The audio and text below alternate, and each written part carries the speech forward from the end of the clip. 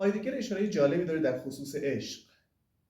میگه این که میگن عشق کور و کر میکنه شاید دقیق نباشه. اتفاقا وقتی آدم عاشق میشه شاید چیزهایی رو ببینه که وقتی که این عشق رو تجربه نکرده بود و عاشق نبود نمیتونست اون رو ببینه. خب با ما همراه باشید برای خلاصه و تحلیل فصل سوم کتاب فلسفه تنها. با سلام، من محمد حسن شاملی هستم، دکترای روانشناسی بالینی. خب در این فصل در خصوص احساس تنهایی صحبت میشه. بریم یه خلاصه‌ای رو با هم داشته باشیم. در این فصل اشاره میکنه که وقتی در مورد تنهایی صحبت میکنیم، تنهایی هم وجه شناختی داره، هم وجه عاطفی و احساسی. بحث یه مقدار مفصله و حالا من نمیخوام خیلی ورود بهش بکنم، این مقدار پیچیده است، اما ببینید چیزی که مربوط به شناخته، یعنی به تفکر ارتباط داره. اصطلاحاً میگن سطح عالی مغز، کورتکس، و حالا از این حرفای پیچیده خیلی کاریش نداره، و سطوح پایینتر مغز مربوط به عاطفه و هیجان میشه، یا رو به اون دل. حتی که میگیم دل، در از دل هم در مغزه و عاطفه هم در اونجاست، اما به هر حال یک مقدار مفصله، یک مقدار بهش اشاره میکنم. خلاصه تنهایی وجه شناختی داره، یعنی اینکه تعبیر و تفسیر ما، ارزیابی ما از تنهایی چیه. وقتی ما داریم خودمون ارزیابی میکنیم و درکمون رو در واقع مطرح میکنیم و بیان میکنیم، بیشتر داریم وجه شناختی تنهایی رو در موردش صحبت میکنیم. اما یک وجه احساسی هم هست.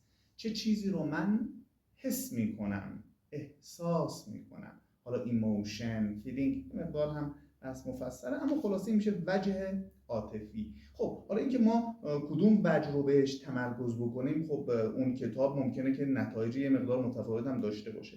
به هر حال این کتاب بیشتر بر وجه احساسی و عاطفی تنهایی تمرکز داره که اتفاقا به نظرم کار درستی هم هست. خیلی جالبه بین هیجان و حالا شناخت اگر قرار باشه کدوم انتخاب بکنیم، شاید بهتر اول بریم سراغ احساس و هیجان. خب یه سوالی که اینجا مطرح کرده باز جالبه اینه که ما احساس تنهایی رو از چه سنی تجربه و درک میکنیم. خب جوابش یه مقدار سخته، پیچیده است، اما آنچه که بررسی کردن بیانش به نظر میرسه از قبل از دبستان، 4-5 ساله، حالا خیلی مشخص نیست، اما توی این سنین بیان احساس تنهایی رو دیدن.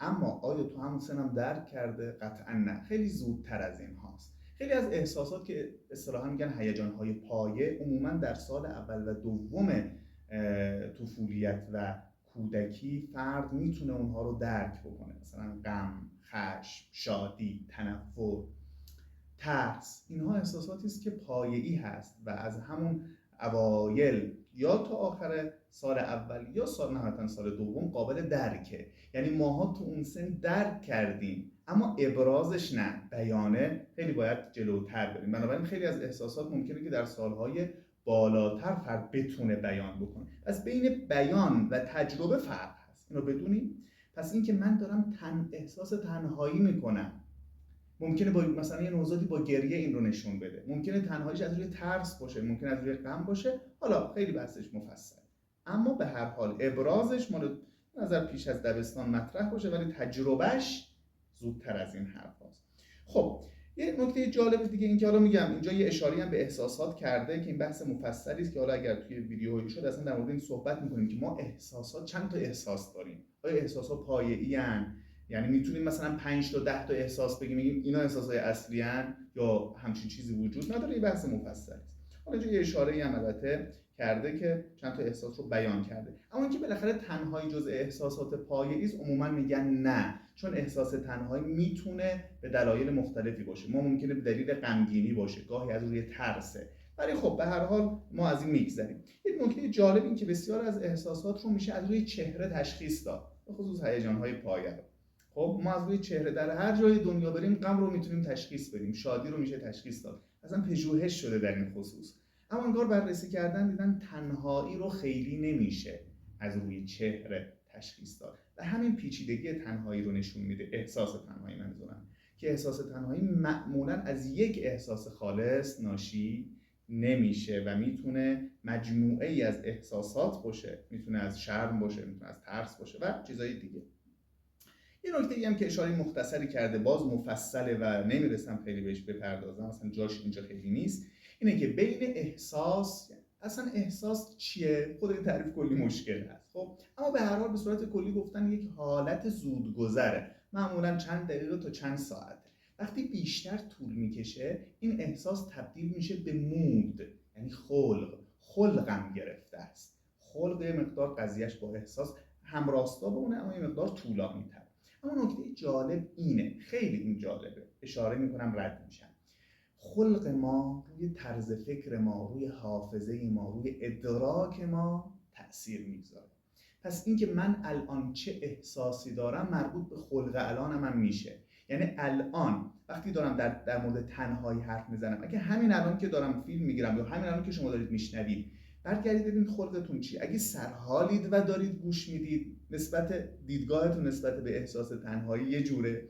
یه موقعی هم که غمگینید و واقعا احساس تنهایی میکنید و این مطلب رو گوش میدید، باز یک جور دیگه برداشت میکنید. پس خیلی وقتا ادراک ما، برداشت ما از اون خلق ما ناشی میشه. به خاطر همین اگر ما خلقمون غمگین باشه بریم توی خیابون، چیزای غمگین رو میبینیم. به قول میگن نیمه خالی نیمه پر لیوان. خب یا وقتی که من استراب دارم، ببینید مثلا تو دورانهایی که ما نگرانیم، ترس داریم، هر اتفاق، هر صدایی ما رو یهو برمیگردونه که چه خبره، نکنه یه اتفاق داره میفته. پس خلق ما روی برداشت ما، روی حافظه ما تأثیر داره. پس اینکه من الان احساس تنهایی رو چطور ارزیابی میکنم به خلق الان من ربط داره. یا اینکه من گذشته رو چجوری ارزیابی میکنم. یک اتفاق واضح رو ممکنه الان من یه جور برداشت بکنم، سال بعد یک جوره دیگه. بحث ما مفصل شده، یه مقدار از این عبور بکنیم. خب بریم سراغ سخن قشنگ و زیبای هایدگر. بذارید از روی خود کتاب بخونم در مورد عشق. میگه که این حرف چرندی است که عشق ما را کور میکند، بلکه به عکس عشق ما را وا می‌دارد چیزهایی را ببینیم که وقتی عاشق نبودیم نمیتوانستیم ببینیم. چقدر قشنگ. این حالا به همون حرفی که من زدم، خیلی وقتا شنیدید میگن بابا عشق آدمو کور و کر میکنه، اگه عاشق شدی واقعیت‌ها رو نمیبینی. خب این قسمت حرف درسته، اما یه حرف قشنگی هم هست. چرا اینطوری نگاه کنیم؟ شاید از اون ور باید نگاه بکنیم. شاید عشق چیزهایی رو به ما نشون بده که اگر عاشق نباشیم نتونیم اونها رو ببینیم. معلوم نیست کدوم درست میگن دیگه، بالاخره کدوم درسته. وقتی که عاشق، اون حرفی که در مورد معشوق میزنه شاید از دیدگاه ما که عاشق نیستیم چرته، مثل همون قضیه لیلی و مجنون دیگه، اون دیدگاهی که مجنون نسبت به لیلی داره. تو مو میبینی و من پیچش مو، تو ابرو او من اشارت‌های ابرو، خب تو ابرو من اشارت‌های ابرو. هر حال جالبه اینکه ما چه برداشتی رو داریم مربوط به احساسمون هم هست و کدوم درست میگه نمیدونم. آیا وقتی عاشقیم بهتر دنیا رو میبینیم یا وقتی عاشق نیستیم؟ در مورد افسردگی هم یه اشاره این شکلی داره. خب در ادامه اشاره میکنه که حالا در مورد نظر هایدگر یا خیلی از افراد در مورد خلوت‌گزینی باز اشاره میکنه که اصلا گاهی تنهایی و احساس تنهایی و خلوت‌گزینی یک راهی است برای شناخت بالاتر. من سریعتر از این عبور بکنم، بریم سراغ در این تنهایی مزمن که اگر توی فصل قبل همراه بوده باشید، افرادی که گفتیم این کتاب 3 نوع تنهایی رو مطرح میکنه: تنهایی مزمن، موقعیتی، گذرا. خب گذرا که خیلی حالت موقتی است. موقعیتی مربوط به موقعیت‌های بیرونی است، یعنی مثلا فرد یک اتفاقی میفته که احساس تنهایی میکنه، کسی رو از دست میده، مثلا فرض کنید همسرش میره مسافرت، فرزندش میره دانشگاه، این احساس تنهایی میشه.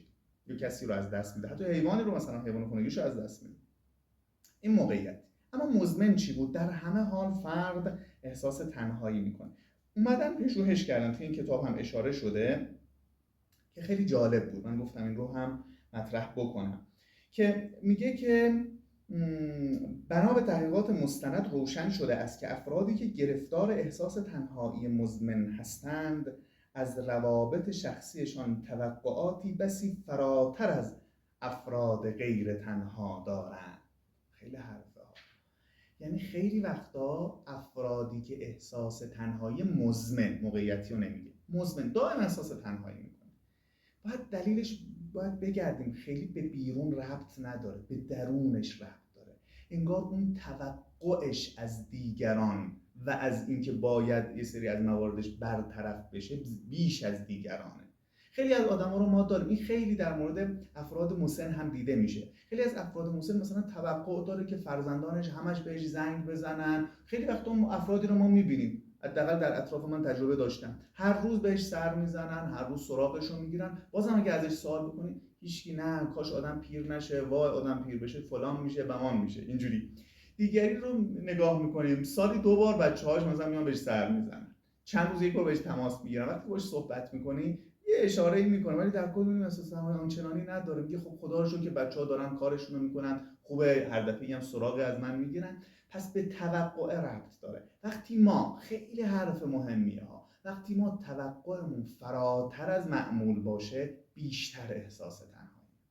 و دیدن آدم‌هایی که اینطورین توقعشون خیلی زیاده و اگه هر چقدر هم اینها رو توقعشون رو برآورده کنی باز هم احساس تنهایی میکنن. این نکته‌ایه که وجود داره. در واقع میگه آنها از رابطه درک و توقعی دارند که آنقدر قوی است که هرگز امکان برآورده شدنش وجود ندارد و هیچ تغییری در محیط اجتماعی آنان مشکل احساس تنهاییشان را رفع نمی‌کند. این هم است. بعد در خصوص تنهایی بررسی شده خب بالاخره تنهایی، اونایی که احساس تنهایی میکنن چیه؟ دیدن تعلق و احساس تعلق خیلی ربط داره به تنهایی. آیا من احساس تعلق میکنم به دیگران یا به جمع یا نه؟ و در ادامه هم میگه باز یکی از مهمترین شاخصه های احساس تنهایی نوعی بی‌اعتمادی کلی به دیگر افراد. خیلی نه باز حرف قشنگی. کار تنهایی و احساس تنهایی با اعتماد به دیگران هم رابطه داره. به خاطر همین اگر ما بی‌اعتماد باشیم نسبت به دیگران، احتمال اینکه احساس تنهایی بکنیم بیشتره. افرادی که شکاکن، گاهی در حد پارانوید هستن، اونها بدونید که بسیار بسیار تنها هستن و خیلی وقتا میگن که من گول نمیخورم، من اصلا به آدما بی‌اعتمادم، نمیذارم سرم کلاه بره. شاید اینطور باشه، اما در اصل همین کاری که تو میگی که سودش اینه که سرت کلاه نمیره، ضرر بزرگتری میکنی و اونم اینه که احساس تنهایی عمیقی میکنی. بعد یک چیز دیگه که داره در مورد تنهایی میگه ترس. افراد تنها هم آرزو دارن که در کنار دیگران باشن، هم واهمه دارن و ترس دارن از بودن با آنها، هم به اعتمادی که اشاره کردیم. ته دلشون دوست دارن اعتماد بکنن، دوست دارن با دیگران باشن و همزمان هم یک احساس ترس و واهمه‌ای هم داره. خب بعد میگه نباید خیلی در مورد این شرایط قضاوتی بکنیم وقتی که فرد احساس تنهایی میکنه. حالا ما گفتیم این حرف‌ها رو که آدم‌های ممکنه پرتوقعی منجر به احساس تنهایی بشه، اما دست خود فرد نیست در ابتدای کار. مثل اینه که من از یک مثلا حشره، از موش، نمیدونم سوسک بترسم، از خون بترسم، فوبیای خون داشته باشم. آیا باید من تحقیر بشم؟ آیا باید من برچسب بخورم؟ نه، چون دست خودم نیست. ولی یک حرف قشنگی میزنه، میگه ما مسئول خودمان هستیم. ما نه فقط مسئول اعمالمان، بلکه در عین حال در یک معنای خاص مسئول احساسات و اعتقاداتمان هم هستیم.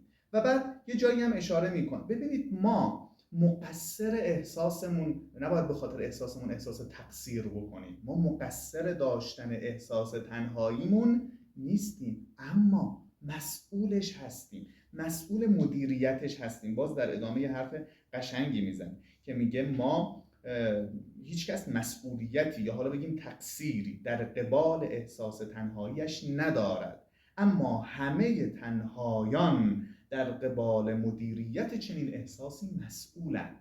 یعنی بالاخره مدیریتش دست خود ما هست. اینکه چه اتفاقاتی دست به دست هم داده حالا من احساس تنهایی میکنم خیلیش دست من نبوده، ژنتیکم، وقایع دوران زندگی و اما اینکه از حالا به بعد چجوری این احساس تنهایی رو مدیریت بکنم دست خودم هست. بنابراین اینه که حالا همه حرفا رو زدیم، آیا احساس تنهایی قابل تغییره؟